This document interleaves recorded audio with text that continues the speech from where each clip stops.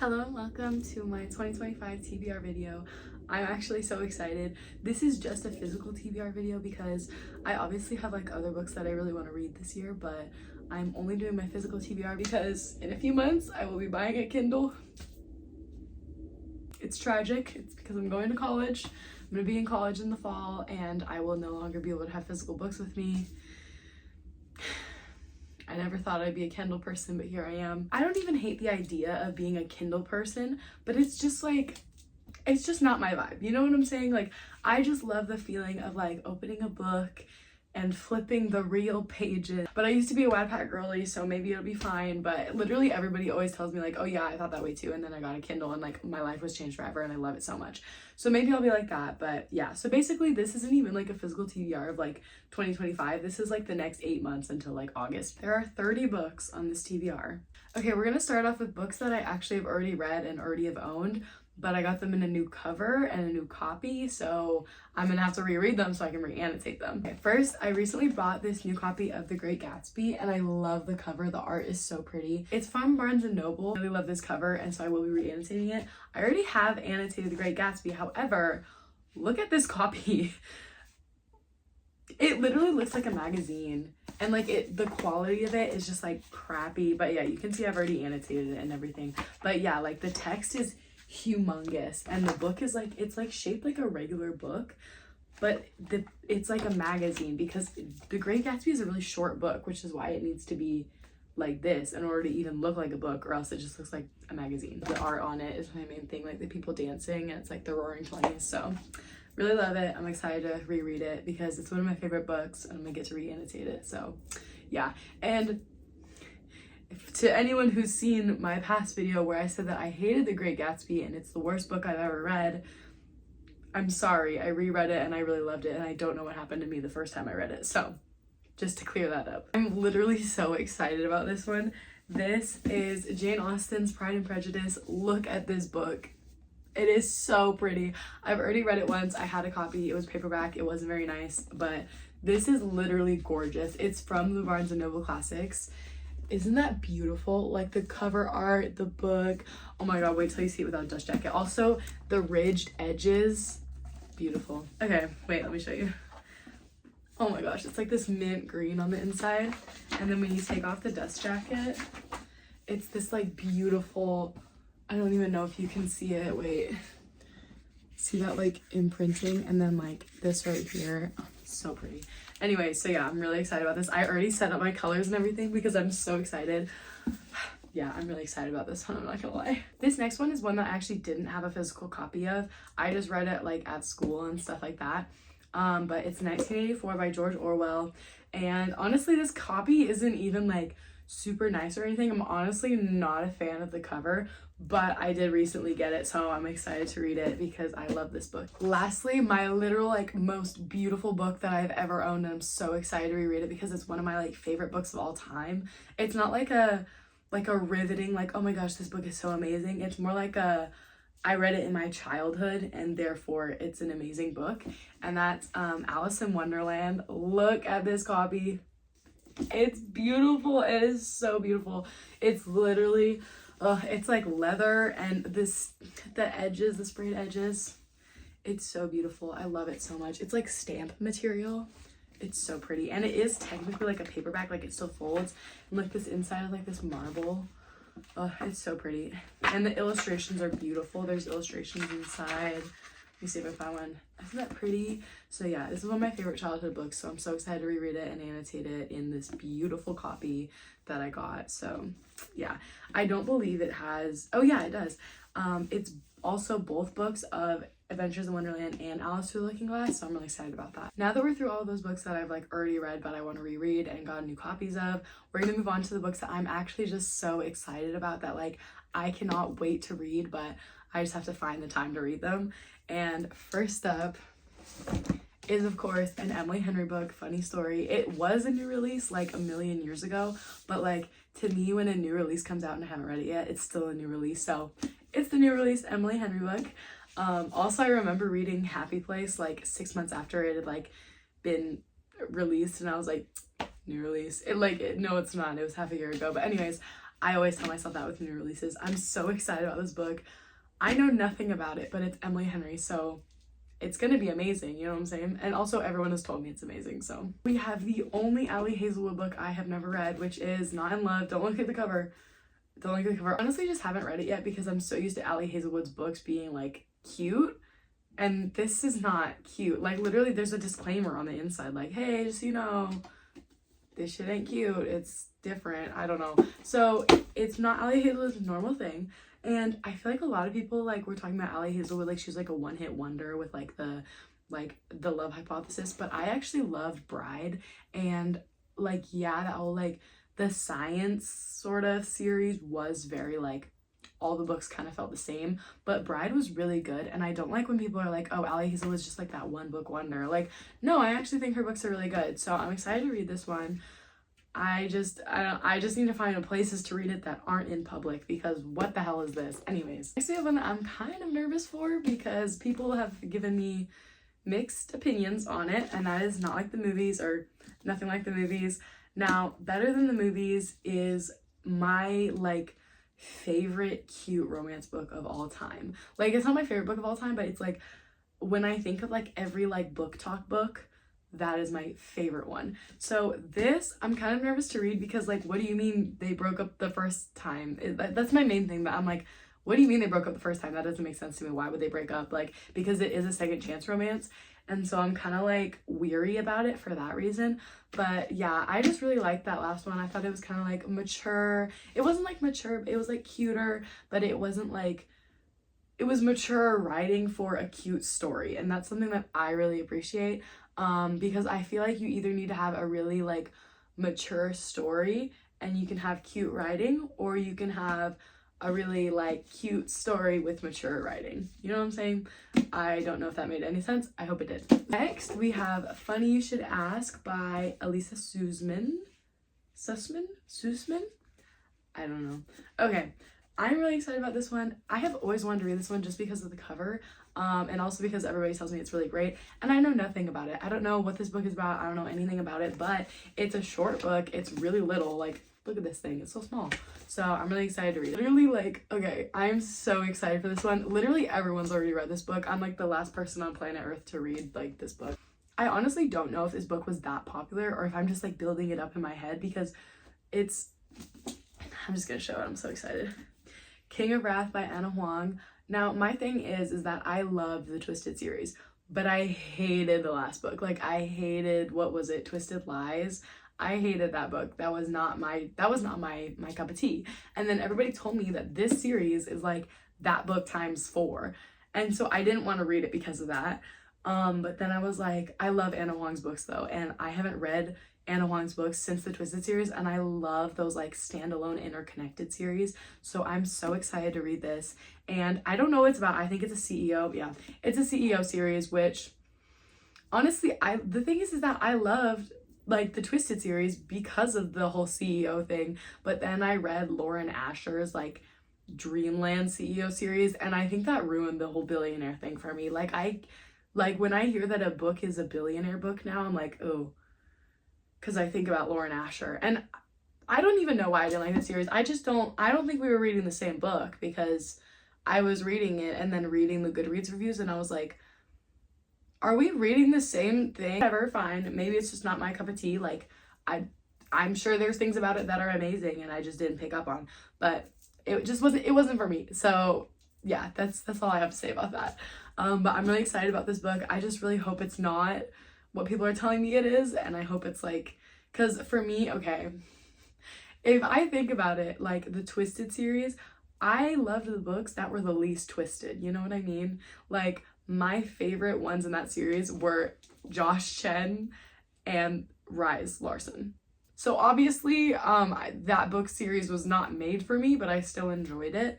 But like I feel like this series is supposed to be for the people that like their favorite was Christian and Alex, and those I was not a fan of those two. We'll see how I feel about this. I'm not totally sure yet. Next, we have 2 self-help books, Atomic Habits. I love this cover, by the way. It's like gold, and it's like what's the word? What's the thing that blind people read? Braille. It feels like Braille. It's like there's like little dots and stuff. I am a habits person. I like love making new habits. I literally like have a little habit tracker that I do. Like I am a habit person and I really want to read more about like the science behind it. So I got this book because of that. I also have read The Power of Habit, which kind of went into the science of habit and like gave a bunch of like case studies on like people with amnesia, and I thought that was really cool. So I would recommend that, but I'm really excited to read this because it's more like the application in your daily life. So I'm really excited about this one, which is The Miracle Morning. And this book is supposed to make you view like mornings differently, because like, I used to be a morning person, but it was also at a time in my life when I had nothing going on. When I was born to like 12 years old, I was a morning person. And now it's just like, I just hate mornings. In my mind, I'm like, if I don't start my morning right, I'm a failure. And I really want to exit that time of my life, especially since now I work at a coffee shop in the mornings. And because I work in the morning, like 7 a.m. is usually my start time. It's like, I don't do anything before that time. And like a few mornings out of the week, like when I work, I'll like wake up at like 5 a.m. and it's always great. And I always have a better day when I wake up like that. But I just want to learn more how to like wake up early and like enjoy my life in my mornings, because I feel like I really stress myself out in the morning. So that's why I got this book. And then finally, the last book that I'm really excited about reading is Red Rising. I have heard so many good things about this book, and I have been craving a dystopian book. I've really been missing them. Like, dystopian books is where I started. That is where my life begun. Harry Potter's where my life begun. But like after that, like my teenage years of reading started with dystopian, like Selection series, Hunger Games. I've heard that Red Rising is more of like a mature dystopian book. Like it's not quite the same, but I heard that it does have a romance subplot, so I'm really excited about that.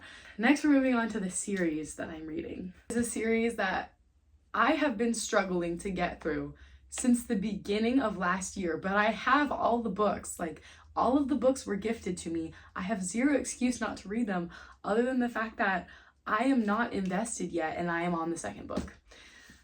Like it's bad, like it's really bad. And I'm literally like reading it and I'm thinking to myself, like, are we all reading the same book? Because like, what the hell is going on? Why do I not care at all? And don't hate me, but it's ACOTAR. I literally can't. I read the first book, right? I read the first book, rated it like 3 stars. I thought it was fine, like, okay, whatever. And then I started this godforsaken book. Look how far into it I am. I'm like 150 pages in, and I could not care less. And it's odd because normally I can get invested. Like I'm great at getting invested in books. Like I am that person at getting invested in books. And I literally, like, I think it's just because like the characters kind of piss me off. And I like what's his face, but I don't like Tamlin. And I think like the fact that Tamlin's still there, because in my mind I was like, oh, he'll probably only be here for like 50% through the first book. But it's the second book and he's still here. Like, can he leave? Can he leave? Like, anyway, so I'm really gonna try and get through this. Like, everybody keeps telling me like, oh, once you're halfway through this book, you'll never turn back. But then I'm like, what quality of a book series is it if it takes a book and a half for you to get invested? You know what I'm saying? So I don't know. I'm gonna try. I'm gonna try, and I mark my words, I will read this series. I am trying. Thank you. Final chapter of this video is going to be books that I am literally forcing myself to read because I have the copy and I need to read it, but I just don't want to. Like, I don't want to, but it's like like a lot of them aren't even because like I hate the book. It's because like I gave the book a chance, but then I wasn't feeling it because I'm such like a mood reader. I can't just like read whatever. I have to like cater my books to how I'm feeling. And so like I would like pick it up, put it down, and then I was kind of like, was that book good though? And then I convinced myself not to read it. And even though I know it's a good book, like I know it will be a good book, but I just don't pick it back up again. So first off, we have this monstrosity of a book because my coworker lent this to me in August and I haven't read it yet. And he hasn't mentioned it since like December because I was on like chapter 2. And now I'm on like, I'm probably like this far in. But like, oh my god, look at this book. I literally told him, I was like, yeah, I'm trying to get into fantasy, but like I'm not a fan so far. And he was like, oh, okay, cool, I'll lend you a book. Trying to get into fantasy, he gave me like the epitome of fantasy. 728 pages. But I have to read it because my coworker gave it to me. Like, I can't just, like, lie and say that, like, oh, yeah, I read it. Because look at this. Look how much, like, my arm hurts holding it up. Like, the pressure of knowing that my coworker is waiting for me to tell him what I thought of the book is, like, it's stressing me out. So I need to read it. Like, I know I need to. I just really don't want to because look at this thing. It's literally, like... And I don't like vampire books is the other thing. Like, I'm not a fan of the vampire thing. That's actually a lie. I'm literally just complaining. But I'm literally forcing myself to read this book. I need to get through it because I have to. Next, we have a book that I was excited for and I bought because, like, everybody said it was really good. And then suddenly it had that, like, effect where, like, the tide shifted. And then suddenly everyone was like, did we like that book? And then I was kind of, and then I felt a little silly. So... the Cinnamon Bun Cafe or whatever, yeah, the Cinnamon Bun store, the Cinnamon Bun Bookstore, what is this called? The Cinnamon Bun Bookstore. I don't know. I just don't know, because I've noticed I'm not a fan of the, like, cozy stuff, you know what I mean? Like, I just can't take cozy books seriously. I can't do it. I don't know what it is. It's something about it, like, every single time that I get recommended a book, they're like, yeah, it's like a cozy fantasy. What does that mean? Like, you know what I mean? Like, what does that mean? So I want to read this in the fall really bad, but I'm just gonna have to read it while it's so cold because, like, the fall has passed. So anyways, yeah, so I'm trying to read this book. I don't really know what it's about. I know it's a small town thing. I also think I might not be a fan of small town stuff. There's just not enough going on for me. I just, because I'm like that in real life too. I'm not a fan of the whole small town vibe. Like, I just want to be, I want to be in a big city where everything's happening. I think that's why I love Twisted so much. It's because it was just, it always took place in this, like, big city. And there was just so much going on, and they were going to, like, galas, and they were going to, like, bars and stuff like that. And it was just, like, more fun than me reading, like, wake up and go to the same bakery I go to every day because it's the only one in town. Like, I just don't get it. And, like, I would love to be, like, that type of person that just, like, appreciates the mundane things in life, but I'm not currently, and I don't know when I will be. If anyone has small town book recommendations, please give them to me because I really need to, like, find one that I like, because I feel like it's weird to be a reader and not like the small town books. I'm just not as big of a fan of them. I just like when there's a lot happening.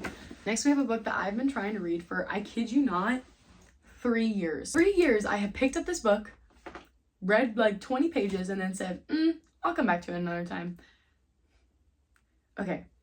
And the reason why, like, you're like, why don't you just DNF this book? Just get rid of it. Just get rid of it. I have not 1 copy, but 2 of The Cruel Prince. And I don't want to read it. I don't want to read it. I don't want to read it. Look, you can see which one I picked up more. See, like, I was trying really hard to, like, read this, but no, I got this one. I bought this one with my money, and then my friend gifted me with this one, not knowing I already had it because it was on my TBR, so, like, I forgot to take it off my TBR. Anyways, and I don't want to read it. Like, I don't want to read it because literally I just started reading it and nothing was happening, and I was so bored, and then I put it down, and then every single month I think about, what should I read this month? And I look over at these 2 books that are the same book, and I'm like, because it's not just about, like, oh, just, like, give the books away. It's like, well, but if I give away 1 book, like, I have to find somewhere else to give the other one, you know what I'm saying? So it would just be easier if I, like, read this book and then I fell in love with it. I'm like, oh my gosh, I love this book so much. And then I can gift it to somebody, because nobody wants to get a book gifted to them, and then they're like, oh my gosh, why'd you give me this book? And I'm like, I didn't want to read it. That just seems like fake to me. Like, I don't want to do that. So anyways, I am trying really hard to read this book. And then once I read the book and I think it's amazing and wonderful, because of course I would think it's amazing and wonderful, it's supposed to be an amazing book, then I could give whoever the books and be like, these are such good books. Here you go. But for now, I just have to look at them and be like, I don't want to read those. My hands are hurting by, like, gesturing with these. And it's a book that I really want to read, but I have read it like 3 times, the first, like, 50 pages, and I can't read past it, and I don't know why. I think it's because, like, I tell myself I have to have the right setting to read every single book, and so, like, the second it's, like, a cold day, I'm like, oh, I can't read it. I can't read it now. And that's Beach Read by Emily Henry. And the thing about this is I know I love this book. I love every single Emily Henry book that has ever walked this earth. Yet, something about this one, I just can't get into it. Like, I don't even know, like, why. Like, I literally start reading it, I'm like, oh yeah, this is going pretty good.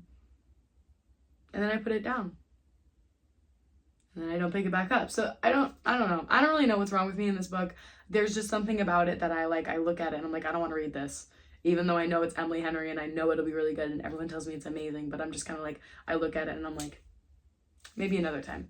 This is a book that I fear reading. This next book is one that I literally like, I want to read it so bad, but it's like, I don't want to read it because I'm scared that like it'll become my whole personality and I won't be able to let go of it, and I'll be like really annoying about it and I'll like tell everyone about it and be like, this is the most amazing thing ever, like read it, because that's the type of person I am. Like when I find a book that I love, like I love that book and like I'll make it my whole personality. And like, yeah, and I feel that way about this book specifically because every single like person I watch that does anything book related, they all have a tattoo of this book, and that's the Song of Achilles. Literally everyone talks about this book like it's the most revolutionary thing ever, that they ball their eyes out, that it's so amazing. And because of that, I'm nervous to read it. I have had this book for a year, I think, and I have not opened it once. I have not even attempted to read it because I am so nervous. Next is a book that I don't want to read, but I already have the physical version of it, and like I had already read like other books in the series, and so I was like, I should probably read it. Like they're standalones, so I like bought this book thinking like, oh, it'll probably be the same. But then I realized I don't really like the other books in the standalone series, and that's the Emily McIntyre, like I don't know what the series is called, but it's like the series where it's like, oh, the Never After novels. I'm not a fan of these. I thought I was for a while. Like I would read them like in the summer and I was like, oh, these are so good. And then I bought this one because I love Captain Hook from Once Upon a Time, and I was like, maybe this will be a bit better than the other ones. But because I don't really like the other ones, I could not find the motivation to read it ever. So I'm really planning on reading this soon, but I also have been planning on reading it for a year. So next is Donatera, A Secret History. I have tried, and I always get to this point right here, and I stop, which is like 100 pages, by the way, because the pages in this book are so thin. But anyways, yeah, I always get to page like 100, and then like I'm done. I'm clocked. I can't do it anymore. Something about the characters, I find like maybe it's just me like skimming and not realizing it, but literally as I'm reading it, I feel like the characters have zero personality. But I do want to read it, and like the aesthetic of it really intrigues me, but I just like have been struggling to like stick with it, you know what I mean? Lastly, on my little list, we have a book that I am so scared to get through because I read it and it just makes me miserable. You know what I mean? There's those books where it's just like you're reading it and you're like, I am not having fun. I am not gaining any happiness. I am not gaining any knowledge. I am simply depressed. And that is a little life. And I cannot force myself to read this, like, because I keep hearing how sad it is and how everyone bawls their eyes out. And I literally just like, I don't know when to read this is the thing. It's like, do I read it when I'm happy? But then it's like, I'm only happy every now and then. And then it's like, well, now you're happy and you're reading something that's going to make you miserable. But then if you're already miserable and then you read something that makes you more miserable, is that like better or worse? Like, I don't know. That concludes my 2025 TBR till August. If I'm not able to finish these 30 books until August, then I don't know. I guess I'll just have to read them on like Christmas break or something. But that is my plan. Please let me know if anyone watching this has a Kindle, whether it's the Paperwhite, the new one, the old one, the classic. Please give me your like recommendations. Like, I really want to get the Paperwhite, but is it worth it? I don't know. So please let me know, especially as like a college student, if anyone's a college student, like, or if someone has found a magical way to like transport your books to college with you, I would also love to hear it. But currently it's looking like I'm gonna have to buy a Kindle. So please let me know. Have a good day. Thank you for watching. Bye.